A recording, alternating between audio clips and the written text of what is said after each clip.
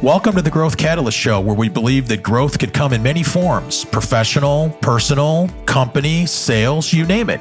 I'm your host, Dan Mahony, founder of Transcendent Sales Solutions and a guide to a world of growth possibilities. I've spent my career empowering companies and their people with strategies that accelerate growth. I'm here to bring you stories of these business leaders and their trusted advisors to gain insights into their journeys and learn how they fuel their own growth. Just maybe their journey could become part of your own growth story.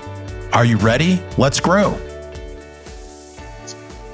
Welcome to the Growth Catalyst Show. I'm so pleased to have you all here today and to meet my guest, Mr. Scott Siegel. Scott, welcome to the show. Thank you. Thank you for having me this morning. Happy Wednesday.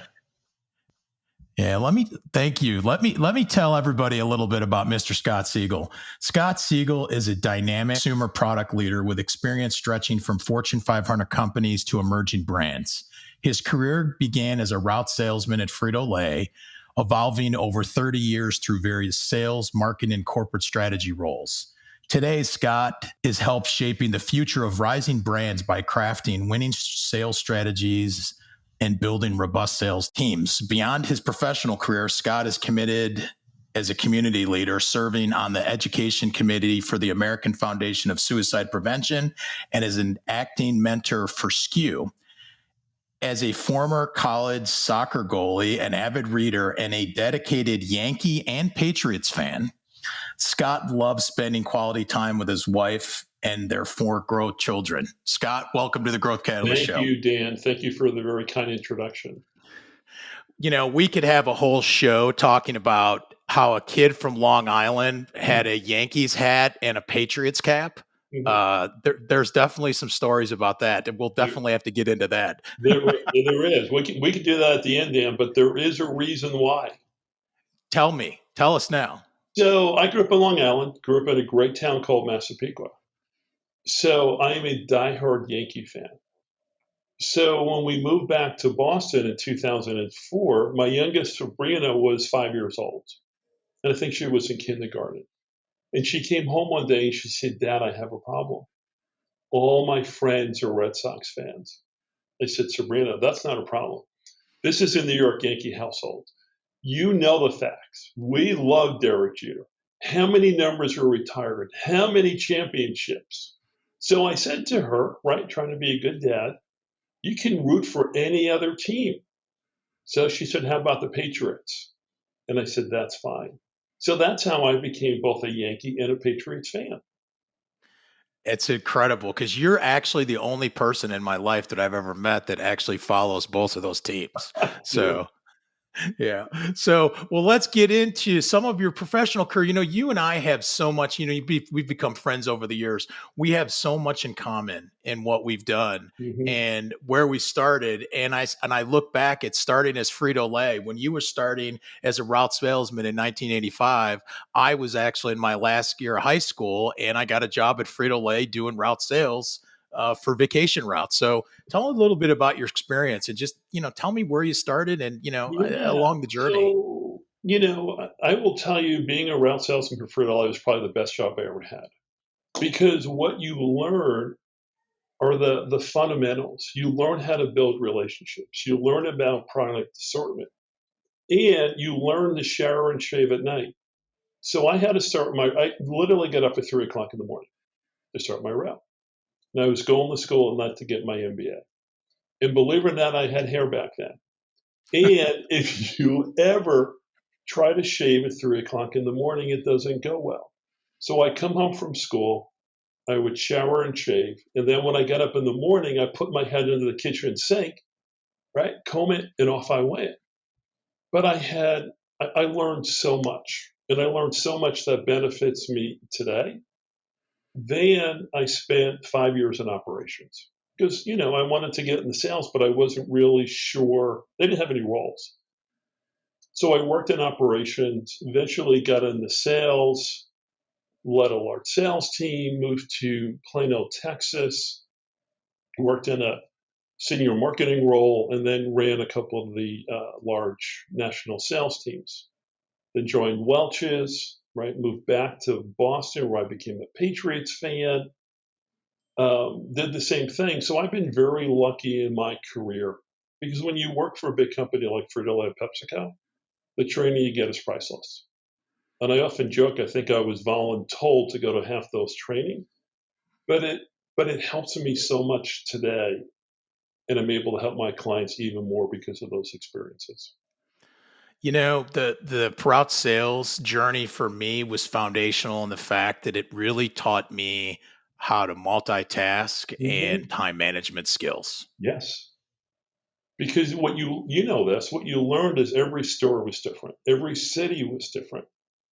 So you had to come back to the Frito-Lay facility, and you had to load your truck, but you had a plan, right? You had a plan for the next day because what you didn't want to do is ever run out of product, right? Because your clients counted on you to deliver the right assortment, and they counted on you to show up every day. Or make sure you put all the sale merchandise up front versus loading in the back with everything in the front. Yeah, I did that a few times. Yeah. So, you had so many corporate experiences, and we both grew up in the corporate world.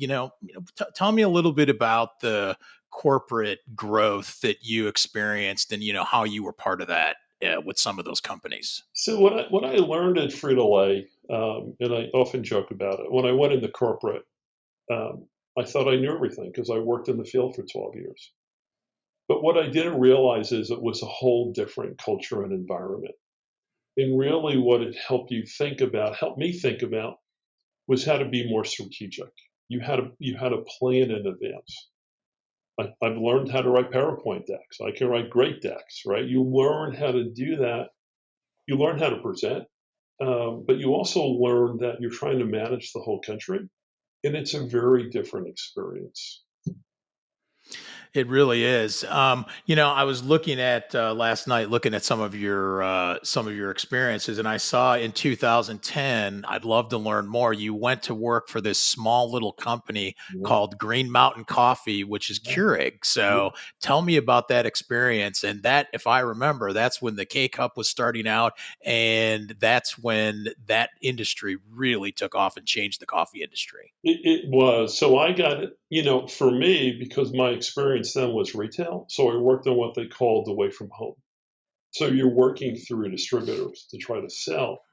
The interesting thing, that company doubled the first 2 to 3 years. So you learned about hiring the right people. You learned about building processes because as you scale, you need that, right? Especially as you're hiring more people. Then it was like getting in a car going 150 miles an hour in the left-hand lane, right? Because you were literally building and scaling as you want. And think about what you and I do today, how important the right people are, how important the right processes are, right? To help people scale. Yeah, it was fun. It was crazy. It was exciting. Yeah, it was an unbelievable experience to actually go through that on a day by day basis. What would you say is your defining moment in your career that really shaped your growth? I'm going to go back to Frito Lay. We had to lead a large change initiative. So basically, what happened was we were changing the way we went to market. We were changing the routes. We were changing their compensation for about 450 people. So having never gone through that, you understand how it impacts other people. You understand how important it is to communicate. You understand how important it is to be available. Because anytime you lead change, there's always the intellectual piece where people will say, that makes sense. What people miss all the time is the emotional piece and the impact it has on other people. So going through that, and I've led multiple change initiatives throughout my career, it's never easy, but you know what to anticipate. And that it wasn't easy. It was hard, but I'm thankful I had that experience because I'm going to go back to what you and I do today. We help our clients think about change. It's about being calm. It's about being present. Sometimes it's about delivering news they don't want to hear, but if you can do it in a nice way, it goes a long way. Definitely. So tell me, you went from corporate and started with large companies, went to mid-sized companies that were scaling growth, and what brought you to the SMB world? I've always wanted to do it. And I wish I would have done it 10 years ago, but I have 4 kids and I had to put them through college. I mean, I had 10 years and 6 years of doubles. So I've always wanted to be able to give back, similar to what I do for SKU and some of the other organizations. I consider myself very lucky. I've had great training. I've had great bosses. I've had great mentors. And the ability to give back and help some of these small brands think about how to scale, how to work with different partners. To me, that's why I do what I do. One of the, Scott, you and I have joy having lunch. At least we try to do it once a month at our favorite New York deli here in the Atlanta area. One of the things I always enjoy about our lunch is the little gifts you bring me, Mhm. Scott. You always bring me a little bag with something to try out, whether it's something that's going to give me a caffeine jolt, or it's a cookie or it's something else. Ice Talk cream. about the ice cream. Uh, tell me a little bit about some of the brands, if you can, that you're working with, and tell me how you're helping these small entrepreneurs. Yeah. So one of the brands I'm working with is Cambia Roasters, and Okay. started by Kevin Hartley, who's the founder and co-founder, Ann Hudson. So what Cambio does, it's an eco-friendly coffee K-cup that you can actually recycle. The best part about it, Dan, is they give back and they give 20% to coffee farmers. I mean, think about giving back because the average coffee farmer doesn't make that much money. So 20% of our profits go back. So what I've done for Cambio is a couple of things. I do all things sales, but building out a national broker network, making sure we have all of our financial models or forecasting models, the way that we prepare building selling decks. And it's really thinking about what channels and retailers we want to go target. So it's about building that foundation so as we scale. The other one I'm working for is True Scoops ice cream, right? You've had True Scoops. It is That a is a very unique product. It it really is. is. And Kelly and Shelly are amazing young founders. It is a shelf stable ice cream. And it's phenomenal. And they have sauces and they have sprinkles. So what I do with them, I meet with them every week, right? We go through what channels they want to be in, right? We help them think through how to generate revenue. Um, we help them through if they're looking for a co-packer or how to answer questions. They just did a Kickstarter program. I think they raised close to $22,000, but helping them position in what to say, how to say things, right? Because you and I both know less is more. Sometimes the Mhm. less you say, the better it is. Um, and then I'm working with another company called Spark Confectionery, the cookies I bought you. Christina and Jenny out of Jackson, Mississippi. These are the best cookies. That Macaron. lemon cookie, that Oh, lemon cookie is amazing. Oof. and they had salt and sweet and salty cookies, gourmet marshmallows. So the ability to get on the phone with them. Another one I'm working with is called Zip Mints, which is an energy mint with nutrients. So one mint is worth half a cup of coffee, right? You and I had those at lunch, We and they did. taste good. But what these founders come up with and the ability to help and guide them is unbelievably rewarding. Definitely. And it's hard starting out as a small business owner and Oh, it's you know, crazy hard. make making the leap, as you made the leap yourself and are helping these entrepreneurs, reach their dreams and their growth strategies, tell me a couple takeaways that you've learned along the way.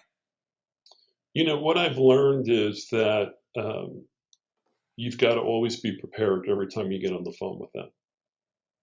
And sometimes what you want to do is give them a path. But what I've learned over time, it's important that they understand how to do it. You and I can build all the models, But if we do the work, they're not going to, right? They're not going to learn. We want them to learn. So, because someday we're not going to be there. So if we can help them, Dan, think about how things link together, whether it's a sales compensation structure, how does that tie back to their overall sales structure? Whether it's a CRM, right, a customer relationship management system, how does that fit within their strategy? So all the tactics we help them with has to tie back to a bigger strategy. And it takes time. We talk a lot about patience. We talk a lot about patient leadership, right? You and I have been doing this for a long time, right? There are probably some days that we forget what we learn, but we have to remember when we're dealing with our clients, they're experts. They think of things I would never think of. But you've got to be patient, right? You've got to help guide them week by week because, if you do the ordinary things every day, you become extraordinary. And what we want them to do is be successful. Tell me about an unexpected game changer that's happened in your growth or even one of your clients' growth that really helped them, move a different direction. Because it always, especially when you're an entrepreneur, it's not always starting. It's not always roses.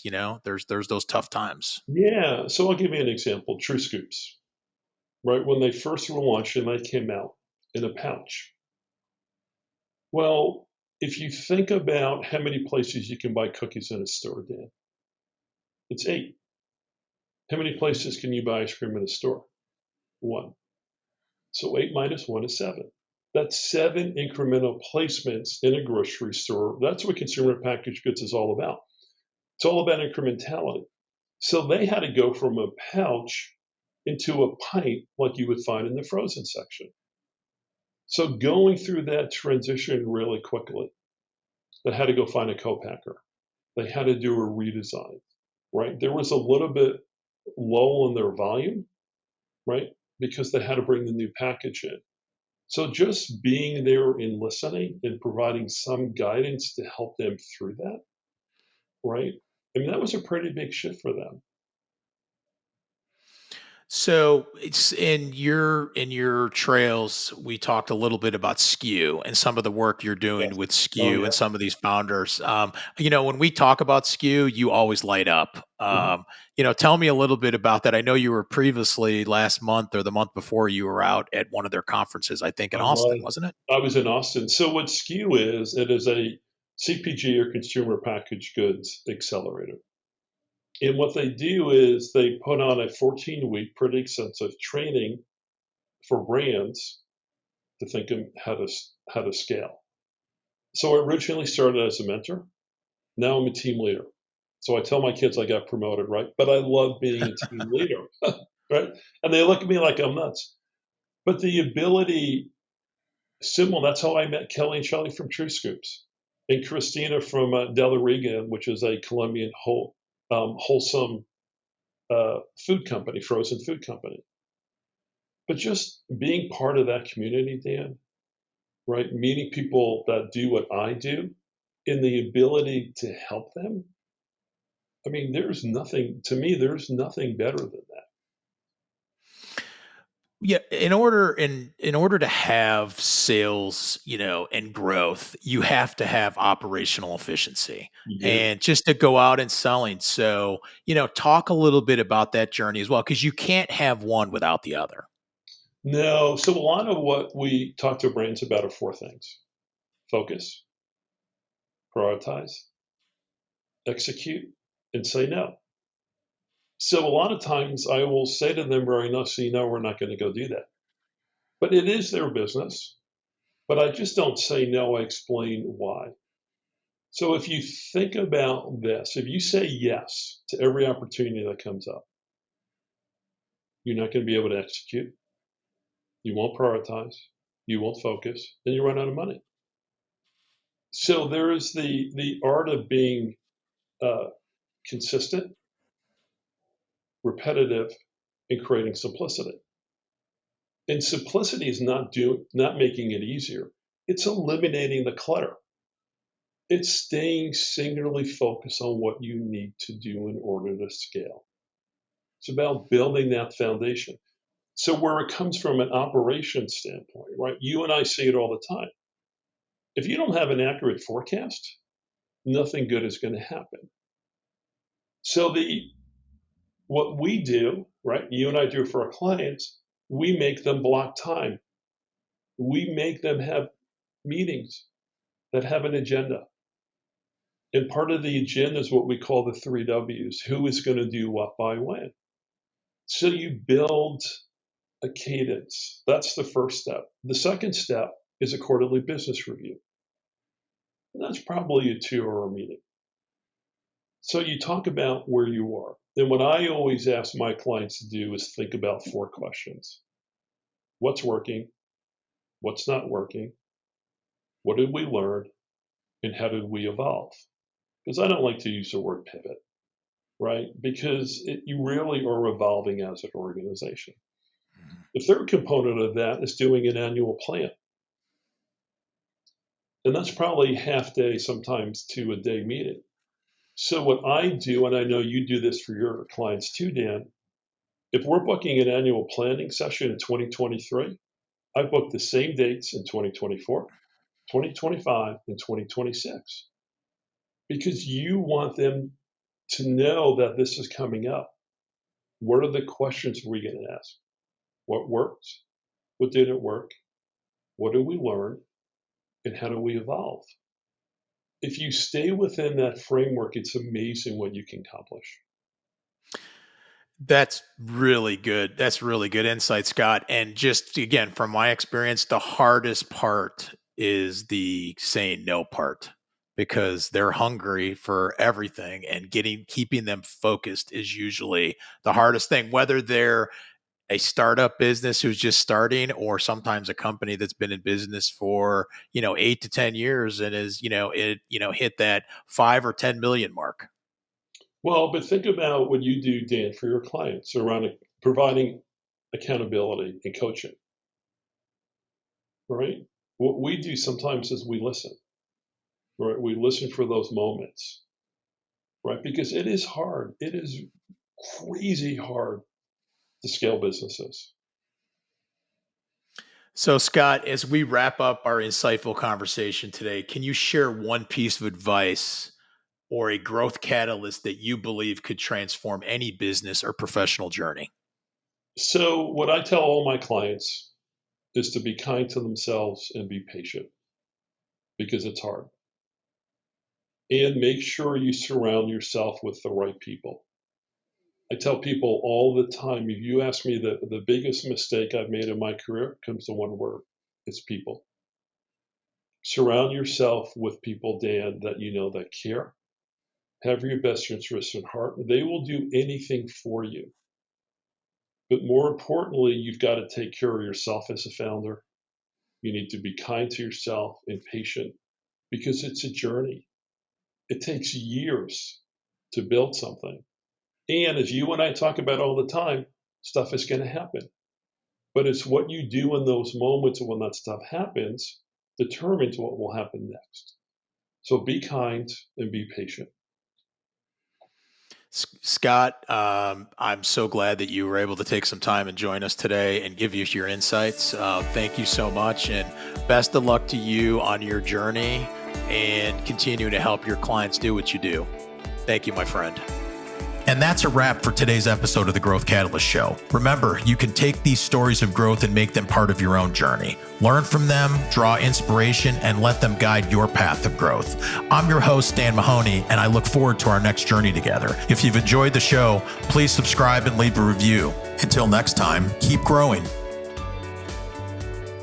This episode of the Growth Catalyst Show was brought to you by Transcendent Sales Solutions. Whether your company is facing uncertainty, declining sales, or resource limitations, Transcendent Sales has the solution. Their team has decades of experience helping businesses find alignment to meet their growth goals and transforming underperforming sales organizations into revenue-producing market leaders. They take a hands-on, results-oriented approach to solving sales challenges. Visit transcendentsales.com to learn more and subscribe to the bi-weekly Growth Catalyst newsletter for insightful growth strategies. Transcendent Sales Solutions. empowering businesses to reach new heights.